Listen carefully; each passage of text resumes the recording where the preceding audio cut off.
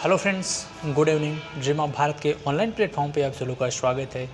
Friends, हम पुनः उपस्थित हैं और क्लास को हम लोग कंटिन्यू करेंगे। आज हम बात करेंगे इतिहास पे, और इतिहास का जो टॉपिक होगा वह होगा उत्तरवर्ती मुग़ल काल। उत्तरवर्ती मुग़ल काल का आज हम लोग अध्ययन करेंगे, यानी कि 1707 से लेकर के 1857 तक के इतिहास के दौर को हम लोग उत्तरवर्ती मुग़ल काल के नाम से जानते हैं। चूँकि आप जानते हैं कि 1707 ईस्वी में औरंगज़ेब की मृत्यु हुई, और औरंगज़ेब की मृत्यु के साथ ही मुग़ल साम्राज्य का पतन प्रारंभ हो जाता है, या यूँ कह सकते हैं कि औरंगज़ेब की मृत्यु के साथ ही मुग़ल एम्पायर ताश के पत्तों की तरह ढह जाता है। इसका इतिहास का यह दौर जो है 1707 से 1857 तक का उत्तरवर्ती मुग़ल काल के रूप में जाना जाता है, या यूँ कह सकते हैं कि एक तरीके से भारत में विकेंद्रीकरण की प्रक्रिया प्रारंभ हो जाती है, विघटन की प्रक्रिया प्रारंभ हो जाती है। अब कोई मजबूत शक्ति भारत में नहीं रह जाती है और धीरे धीरे क्षेत्रीय शक्तियों का उदय होता है, जिसमें आप देखेंगे तो उत्तरवर्ती अगर मुग़ल शासकों की बात करें तो पहला शासक जो होता है वह औरंगज़ेब का सबसे बड़ा पुत्र मुअज्जम होता है, जो बहादुर शाह की उपाधि के साथ 1707 ईस्वी में उनका उत्तराधिकारी होता है।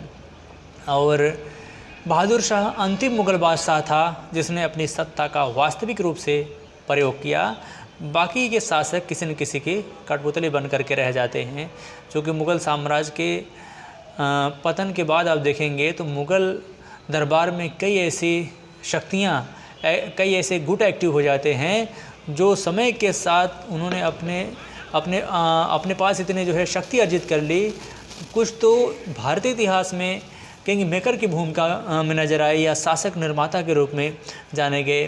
जैसे अगर आप गुटों की बात करेंगे तो कई ऐसे गुट थे जिसमें आप देखेंगे तो ईरानी गुट था, इसके अलावा तुरानी गुट था, हिंदुस्तानी गुट था और अफ़गानी गुट था। हिंदुस्तानी गुट की बात करेंगे तो हिंदुस्तानी गुट के जो अमीर थे, जिन्हें सैयद बंधु के नाम से जाना जाता था, वो सैयद बंधु जिन्होंने भारतीय इतिहास में एक दो नहीं वरन चार व्यक्तियों को जो है मुग़ल बादशाह बनाया और उनको अपदस्थ भी किया।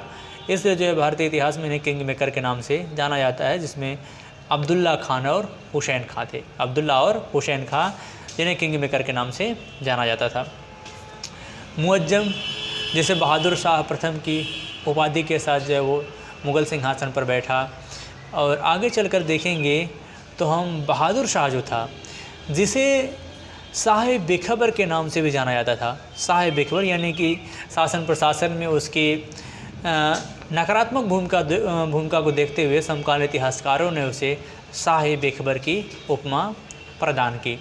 इसके अलावा उसे शाह आलम प्रथम भी कहा जाता था, शाह आलम प्रथम के नाम से भी जाना जाता था। हालांकि जो है उसने औरंगज़ेब के द्वारा लगाए गए जजिया कर को उसने समाप्त कर दिया था, और ज़्यादातर राज्यों के साथ उसने समझौता की नीति, मित्रता और समझौते की नीति अपनाई। किंतु उसने जो है राजपूतों के साथ, आप देखेंगे तो उसने जो है मराठों के प्रति समझौतावादी की नीति नहीं अपनाई। उसने जो है सिखों के साथ समझौतावादी नीति अपनाई। उसने जो है आप देखेंगे तो राजपूतों के साथ समझौतावादी नीति अपनाई।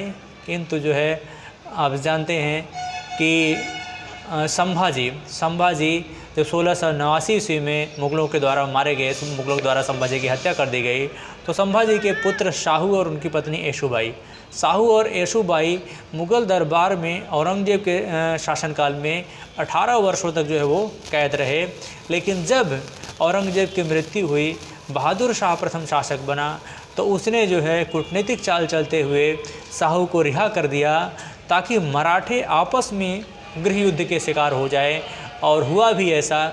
जब शाहू मुग़ल दरबार से रिहा हुए तो फिर वो दक्कन गए, और दक्कन में उस समय उनकी चाची ताराबाई शासन कर रही थी, और फलस्वरूप टकराहट होना लाजमी था, और शाहू तथा ताराबाई के मध्य संघर्ष हुआ, जिसे खेड़ा का युद्ध कहते हैं। खेड़ा का युद्ध, और खेड़ा के युद्ध में जो है आप देखेंगे तो बालाजी विश्वनाथ के सहयोग से शाहू विजित हुए, और फलस्वरूप जो है मराठा संघ दो भागों में विभाजित हो गया, एक सतारा और दूसरा कोल्हापुर। तो शाहू अपनी नीतियों में जो है वो बहादुर शाह प्रथम जो था वो अपनी नीतियों में कामयाब रहा। इसके अलावा आप देखेंगे तो इसने जो है सिखों के साथ समझौतावादी की नीति भी अपनाई थी और राजपूतों के साथ भी इसने समझौतावादी नीति अपनाई थी। इसके बाद आप देखेंगे तो बहादुर शाह के बाद फिर अगला मुग़ल बादशाह जहांदार शाह होता है। जहांदार शाह ये एक अयोग्य शासक था। कहा जाता है इसके बारे में कि इसे घृणित कायर कहा जाता था। और बहादुर शाह के बाद देखेंगे तो जहांदार शाह जो था इसे घृणित कायर के नाम से भी जाना जाता है। इसके अलावा आप देखेंगे तो यह तुरानी गुट के अमीर जो है आप देखेंगे तो जुल्फ़िकार खां और अशद खां के सहयोग से यह शासक बना था। इसके अलावा आप देखेंगे तो आगे चल कर के इसने जो है इसके अल्पकालीन शासन प्रशासन में इसकी प्रेमिका लाल कुंवर का प्रभाव छाया रहा था। साथ ही साथ इसने बड़े पैमाने पर जो है जागीरों का वितरण किया। इसने जो है आप देखेंगे तो जय सिंह को मिर्ज़ा राजा की उपाधि प्रदान की थी। इसके अलावा अजीत सिंह को इसने महाराजा की उपाधि प्रदान की थी। साथ ही साथ इन दोनों लोगों को गुजरात तथा मालवा की सूबेदारी भी प्रदान की थी। गुजरात और मालवा की सूबेदारी प्रदान की। इतिहास में इसे जो है किसके नाम से जाना जाता है, तो इसे जो है इतिहास में आप देखेंगे तो जहांदार शाह को घृणित कायर के नाम से, जहांदार शाह को लंपट मूर्ख के नाम से जाना जाता है, क्योंकि इसके अल्पकालीन शासन में इसकी प्रेमिका लाल कुंवर का प्रभाव छाया रहा था। इसके बाद अगला उत्तराधिकारी इसका होता है, आप देखेंगे तो फ़र्रुखसियर होता है। 1713 से लेकर के 1719 तक फ़र्रुखसियर शासन करता है। फ़र्रुखसियर जिसे इतिहास में घृणित कायर के नाम से जाना जाता है। फ़र्रुखसियर को इतिहास में घृणित कायर के नाम से जाना जाता है। और यह जो है आप देखेंगे तो फ़र्रुखसियर किसके सहयोग से शासक बना था, तो फ़र्रुखसियर सैयद बंधु, जिन्हें किंग मेकर के नाम से जाना जाता था, सैयद बंधु के सहयोग से फ़र्रुखसियर शासक बना था। और आप देखेंगे तो फ़र्रुखसियर यह एक अयोग्य शासक था, अपना उचित अनुचित समझने में असमर्थ था। इसी के समय आप देखेंगे तो ईस्ट इंडिया कंपनी का एक शिष्टमंडल जॉन सरमन के नेतृत्व में, जिसमें हैमिल्टन नाम का एक चिकित्सक था, वह जो है मिलने आता है ईस्ट इंडिया कंपनी ताकि मुग़ल बादशाह से ज़्यादा व्यापारिक रियायत प्रदान किया जा सके। फ़र्रुखसियर एक प्राणघातक बीमारी से मर रहा था और इसके बचने की कोई उम्मीद नहीं थी। हैमिल्टन नामक जो चिकित्सक था उसने उसका उपचार किया और फलस्वरूप फ़र्रुखसियर सही हो गया।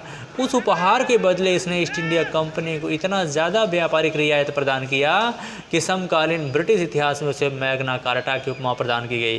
मैग्ना कार्टा या महाधिकार पत्र की उपमा प्रदान की गई। और इसके तहत फ़र्रुखसियर के मैग्ना कार्टा के तहत आप देखेंगे इसने जो है ईस्ट इंडिया कंपनी को बंगाल में टैक्स फ्री व्यापार करने की अनुमति प्रदान कर दी। टैक्स फ्री व्यापार करने की इसने अनुमति प्रदान कर दी। साथ ही साथ ईस्ट इंडिया कंपनी की बम्बई स्थित टकसाल की मुद्रा जो थी वो पूरे ब्रिटिश भारत में, जो पूरे मुग़ल भारत में प्रचलित होगी या चलाई जाएगी, ऐसा जो है उसने जो है फरमान जारी कर दिया। साथ ही साथ जो है इसने ईस्ट इंडिया कंपनी को दस्तक या फ्री पास की सुविधा भी उपलब्ध करा दी, जिसे ब्रिटिश इतिहासकारों ने मैग्ना कार्टा की उपमा प्रदान की। इसी के समय आप देखेंगे तो जब महाराजा सिखों के 10वें गुरु गोबिंद सिंह की मृत्यु के बाद जो है सिखों का नेतृत्व किसके हाथों में था, तो बंदा बहादुर के हाथों में था। बंदा बहादुर 1708 से लेकर के 1717 तक उन्होंने पंजाब में एक सिखों को जो है संगठित कर और उन्होंने मुग़लों के खिलाफ़ बगावत किया, किंतु फ़र्रुखसियर के हाथों वो पराजित हुए। बंदा बहादुर 1717 ईस्वी में फ़र्रुखसियर ने बंदा बहादुर की हत्या करवा दी।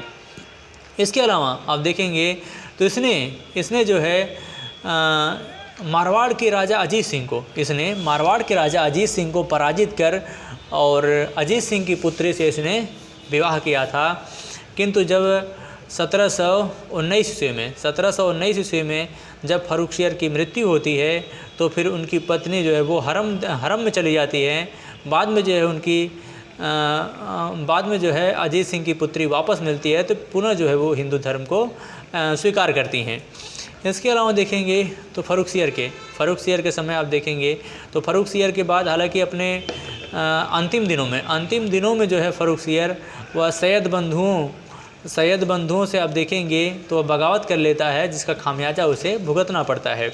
इसके बाद दो और अन्य मुग़ल बादशाह बनते हैं, रफ़ीउद्दर्जात और रफ़ीउद्दौला। हालांकि इन्होंने 3 महीने तक शासन किया, 1719 ईस्वी तक ही, बहुत लंबे समय तक शासन नहीं कर सके। और ये दोनों भी जो है सैयद बंधुओं के सहयोग से ही शासक बने थे। इसके बाद देखेंगे तो मोहम्मद शाह रंगीला, अगला जो मुग़ल बादशाह बनता है मोहम्मद शाह रंगीला जो था यह 1719 से लेकर के 1748 ईस्वी तक शासन करता है। मोहम्मद शाह रंगीला के समय ही आप देखेंगे तो 1719 में यह शासक बनता है। हालांकि यह भी जो है सैयद बंधुओं के सहयोग से ही शासक बनता है, किंतु सैयद बंधुओं के जो है जुए को उतार फेंकने के लिए वह जो है अगर आप देखेंगे तो उसने जो है एक नए अमीर वर्ग का समर्थन प्राप्त किया, जो कि आप देखेंगे तो ईरानी गुट का अमीर था, वो चिनकिलिज खान निजामुल मुल्क था। चिनकिलिज खान निजामुल मुल्क के सहयोग से जो है उसने सैयद बंधुओं को पराजित किया और सैयद बंधुओं को अपने रास्ते से हटा दिया। सैयद बंधु मारे गए और सैयद बंधुओं का जो है धीरे धीरे मुग़ल दरबार में प्रभाव कम हो गया।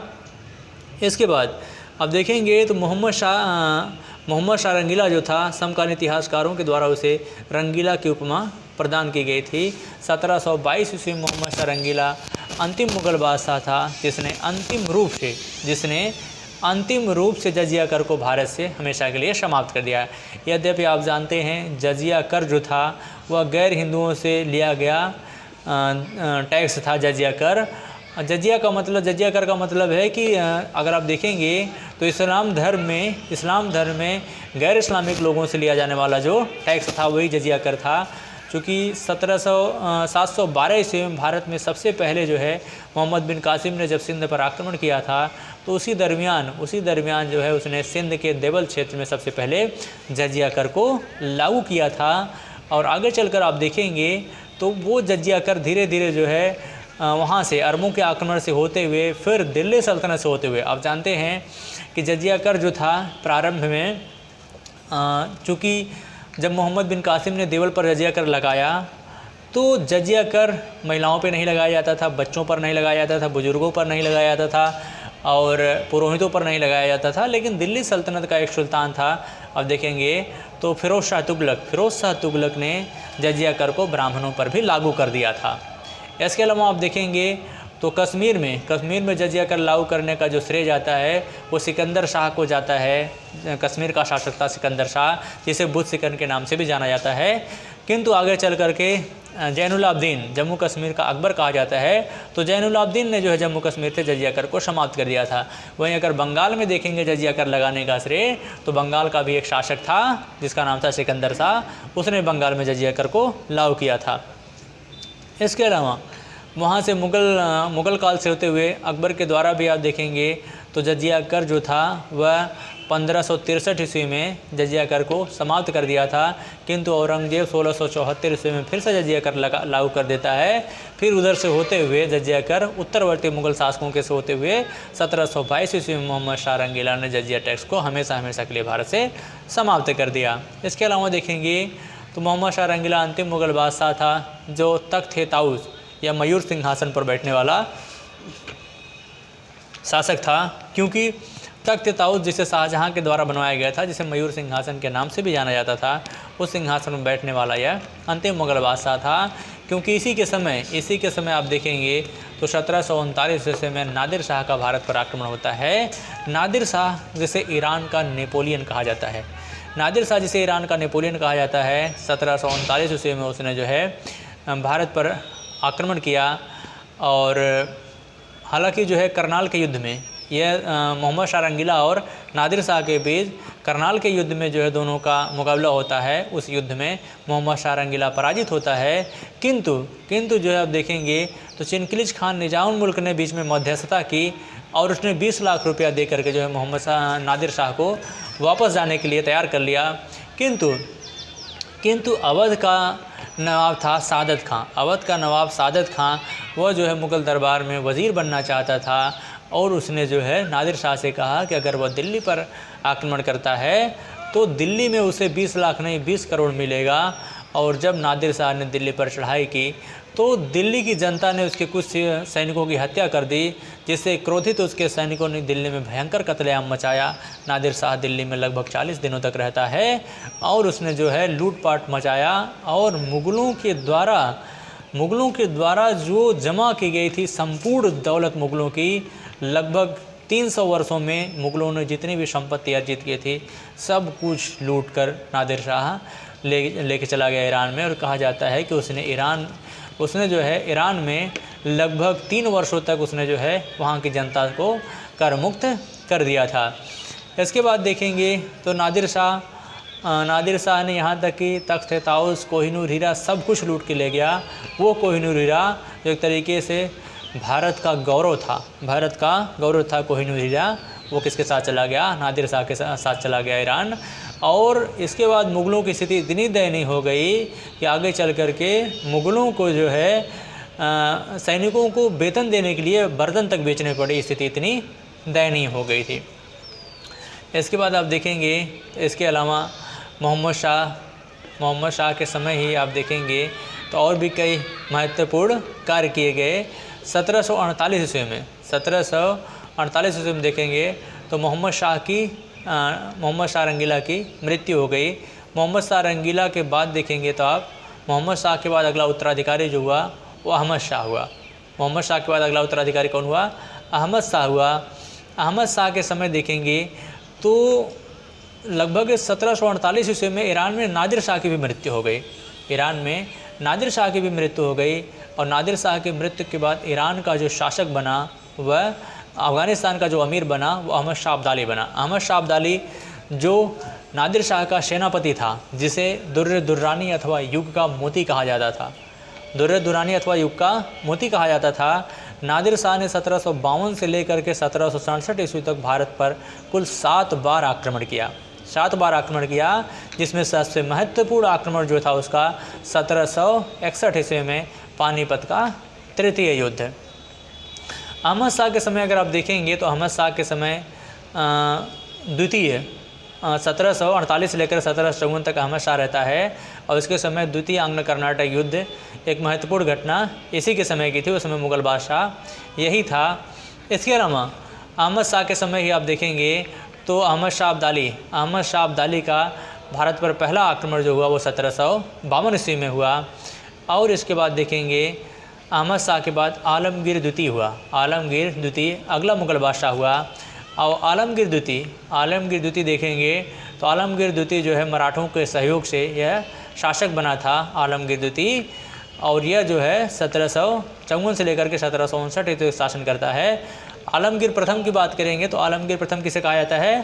तो आलमगीर प्रथम जो कहा जाता है वह औरंगजेब को कहा जाता है, जबकि आलमगीर द्वितीय 1754 से लेकर के 59 तक इसका कार्यकाल था।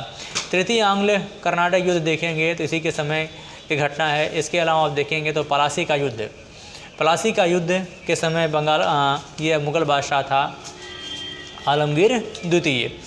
इसके अलावा देखेंगे तो आलमगीर द्वितीय के बाद इसी के समय एक अन्य महत्वपूर्ण घटना घटी थी 1759 ईस्वी में बेदरा के युद्ध में आप देखेंगे तो ईस्ट इंडिया कंपनी ने डचों को पराजित कर भारतीय व्यापार से बाहर कर दिया था। और सप्तवर्षीय युद्ध भी इसी के समय की घटना थी। इसके अलावा देखेंगे तो आलमगीर द्वितीय के बाद जो अगला मुग़ल बादशाह हुआ वह शाह आलम द्वितीय आप जानते हैं कि शाह आलम प्रथम किसे कहा जाता है? बहादुर शाह प्रथम को शाह आलम प्रथम कहा जाता है। तो शाह आलम द्वितीय 1759 से लेकर के 1806 ईस्वी तक यह मुग़ल बादशाह रहा। सबसे लंबे समय तक इसने जो है शासन किया। इसके समय की अगर महत्वपूर्ण घटना देखेंगे तो 1760 ईस्वी में फ्रांसीसियों और जो है अंग्रेज़ों के मध्य संघर्ष हुआ, जिसे वांडीवास का युद्ध कहते हैं। उस युद्ध में जो है फ्रांसीसियों को अंतिम रूप से पराजित कर भारतीय व्यापार से बाहर कर दिया। इसके अलावा आप देखेंगे 1764 का बक्सर युद्ध इसके समय की महत्वपूर्ण घटना है। 1764 का जो बक्सर का युद्ध होता है, बक्सर का युद्ध ईस्ट इंडिया कंपनी और त्रिगुट, बंगाल का अपदस्थ नवाब मीर कासिम, अवध का नवाब शुजाउद्दौला और मुग़ल बादशाह शाह आलम द्वितीय, तीनों ने मिलकर एक त्रिगुट बनाया और फलस्वरूप जो है तीनों ने मिलकर एक त्रिगुट बनाया और नवाब के लगभग 50,000 सेना का जो है सामना ईस्ट इंडिया कंपनी की महज जो है आप देखेंगे तो 2200 सेना से जो है इसका मुकाबला हुआ। कहाँ पर? तो बिहार के बक्सर में। और प्रत्यक्ष रूप से हुए इस युद्ध में जो है कंपनी ने महज कुछ ही समय में आत्मसमर्पण करने के लिए मजबूर कर दिया। हालांकि अगर आप देखेंगे तो मीर कासिम बच करके तो भाग निकलता है, लेकिन बाद में वो भी मारा जाता है। इसके अलावा शाह आलम द्वितीय और अवध का नवाब शुजाउद्दौला दोनों पकड़े जाते हैं और फलस्वरूप जो है कंपनी ने आप देखेंगे तो 1765 ईस्वी में इलाहाबाद के 2 संधियाँ की। तो इलाहाबाद की जो पहली संधि हुई थी 12 अगस्त 1765 ईस्वी को, वह मुग़ल बादशाह शाह आलम द्वितीय के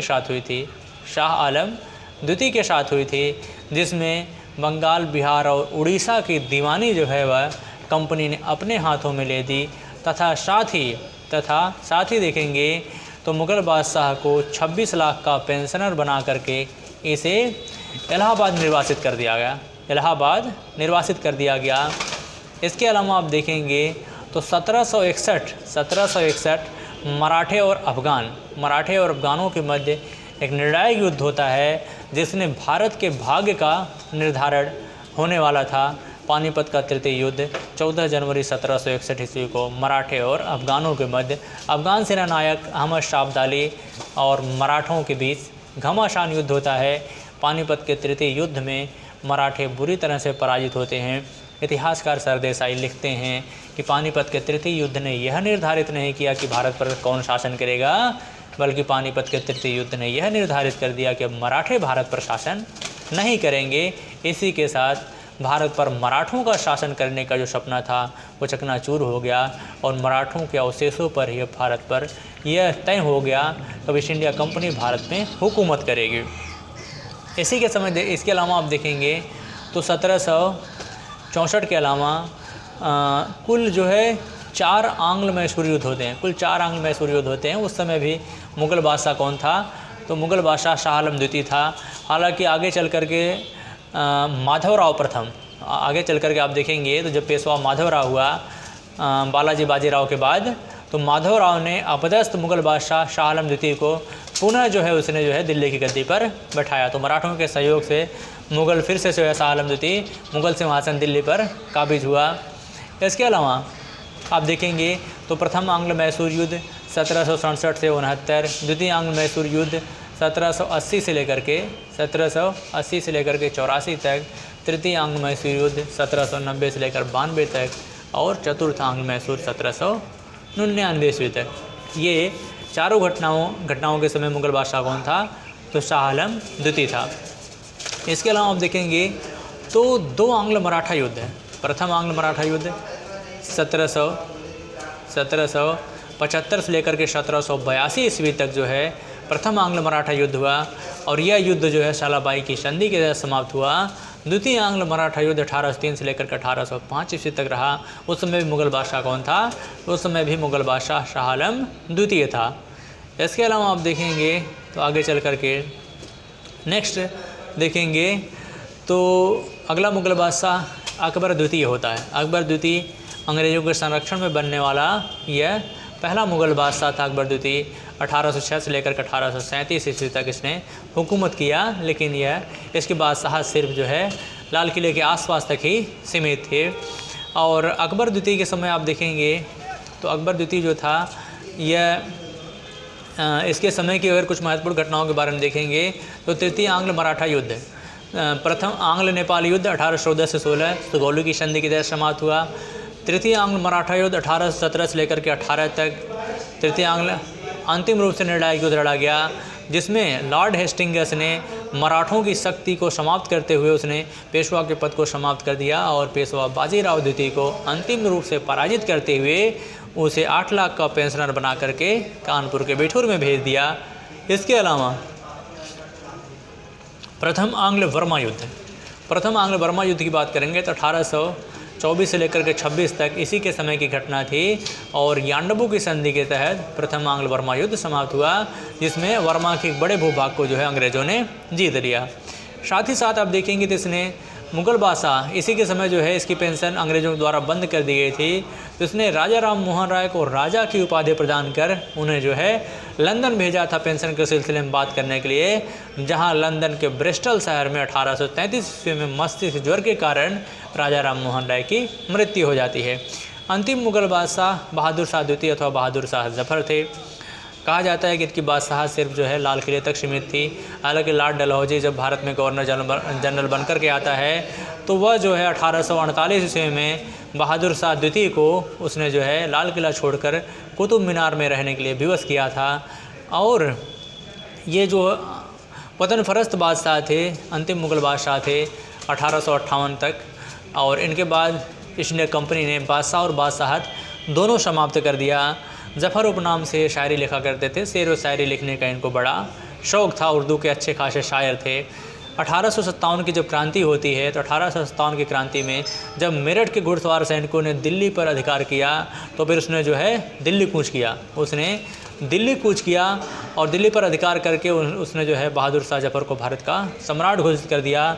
किंतु आगे चल कर के आप देखेंगे तो हडसन और निकलसन के द्वारा जब दिल्ली पर अधिकार किया गया पुनः, तो फिर मुग़ल बादशाह बहादुर शाह जफ़र को हुमायूं के मकबरे के पास से गिरफ़्तार किया गया और फाइनली जो है 1858 ईस्वी में इनकी बेगम जीनत महल के साथ इन्हें रंगून निर्वासित कर दिया गया। और अंग्रेज़ों के इस कदम से पूरे इस्लाम जगत में मातम छा गया। दुनिया जो है सन रह गई किस तरीके से अंग्रेज़ों ने मुग़ल बादशाह के साथ इतना जो है ऐसा इस तरह का जो है कार्य किया। फाइनली जो है 1862 ईस्वी में उनकी जो है रंगून में मृत्यु हो गई। कहा जाता है कि बहादुर शाह जफ़र को इस बात का हमेशा मलाल रहा कि उन्हें हिंदुस्तान की ज़मीं पर जो है दफन होने के लिए 2 गज ज़मीं नसीब नहीं हुई। और इस बात का उल्लेख उनके शेरों में भी देखने को मिलता है। कहा जाता है कि उन्होंने लिखा है कि बुलबुल को बागवां से, बुलबुल मतलब बुलबुल एक पक्षी होता है, बुलबुल को बागवां से सैयद से है गिला, सैयद मतलब होता है शिकारी, बुलबुल को बागवां से सैयद से है गिला, किस्मत में कैद थे फसले बहार की, है कितना बदनसीब जफ़र के लिए 2 गज ज़मीन ना मिली कुएं व्यार के लिए। इससे स्पष्ट हो जाता है उन्हें कितना दर्द था कि उन्हें जो है हिंदुस्तान की ज़मीन पर दफन होने के लिए 2 गज ज़मीन नसीब नहीं हुई। इसके अलावा उन्होंने एक और उनकी मशहूर शेर है कि ना किसी के आँखों का नूर हूँ, ना किसी के दिल का करार हूँ, जो किसी के काम ना आ सका मैं वो बुझता हुआ चिराग हूँ। तो फ्रेंड्स, इसी के साथ ये टॉपिक समाप्त होता है। फिर मिलेंगे एक बेहतर टॉपिक के साथ। तब तक के लिए इजाज़त दीजिए। जय हिंद, जय भारत।